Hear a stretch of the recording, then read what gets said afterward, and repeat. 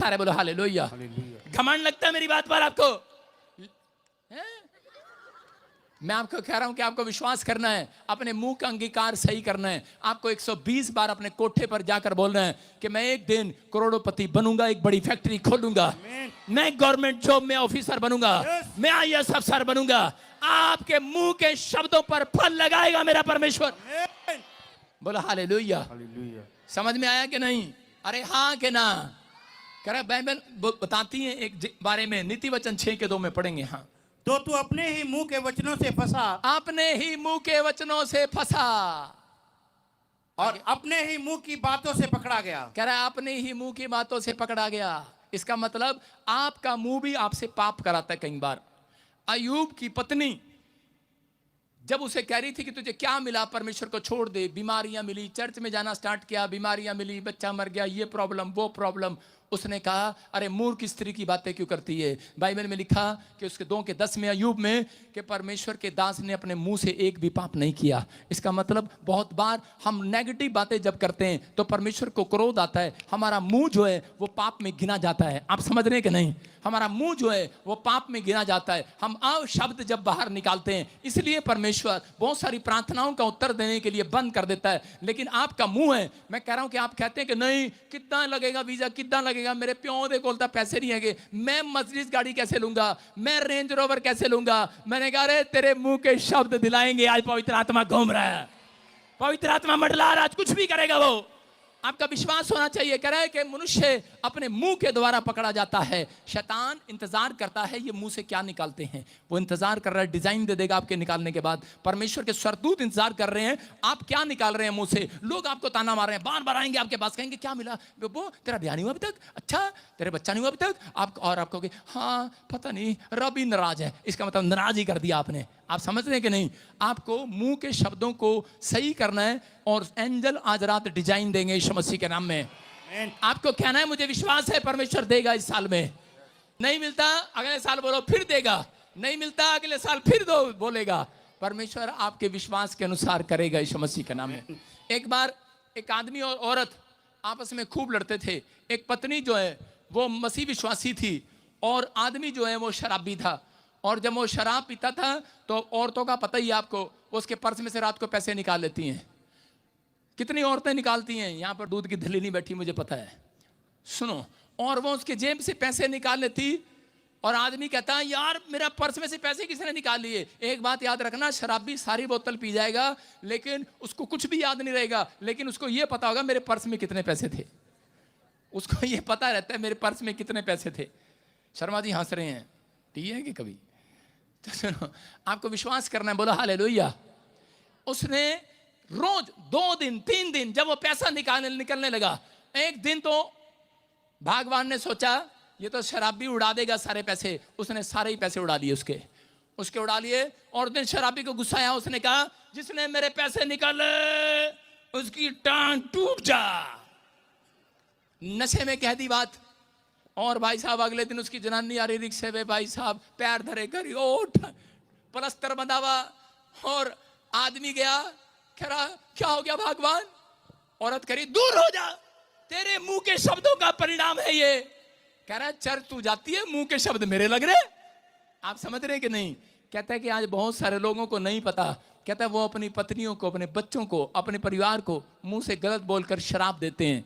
आप अपने दोस्तों को, अपने रिश्तेदारों को, यीशु मसीह ने बाइबल में कहा तुम किसी को शराब नहीं देना, क्योंकि वो जानता है आप मसीह लोग हो, आपके अंदर परमेश्वर ने आशीर्वाद डाले हुए हैं, आप बहुत बहुत सक्सेसफुल मैन हो। याद रखना पवित्र आत्मा ने कहा, कहता कि मैं तुम्हारे मुंह का सृजनहार हूं, इसलिए मैं तो आज भी डरता हूं मसीह विश्वासियों से भी कोई मुंह से गलत बात ना बोल दे। हालेलुया।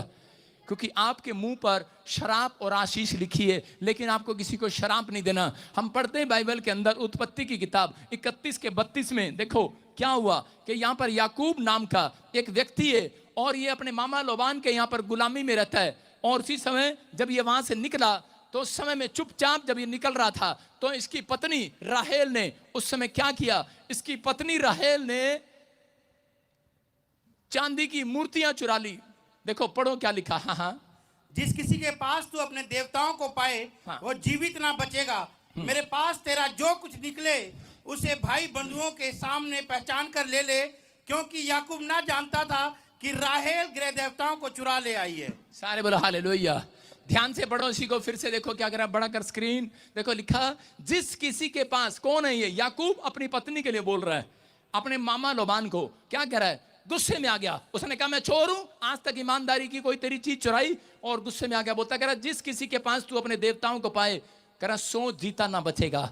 और लिखा कि वो नहीं जानता था कि उसकी पत्नी ग्रह देवताओं को चुरा ली है। हालेलुया। कहता उसी की पत्नी नहीं जानती थी, और वो याकूब नहीं जानता था कि उसकी पत्नी ने चोरी कर ली है। और जब उसकी पत्नी गर्भवती थी, और उसके बाद जब उसने बच्चा जना, और बच्चा जनते जनते वो मर गई।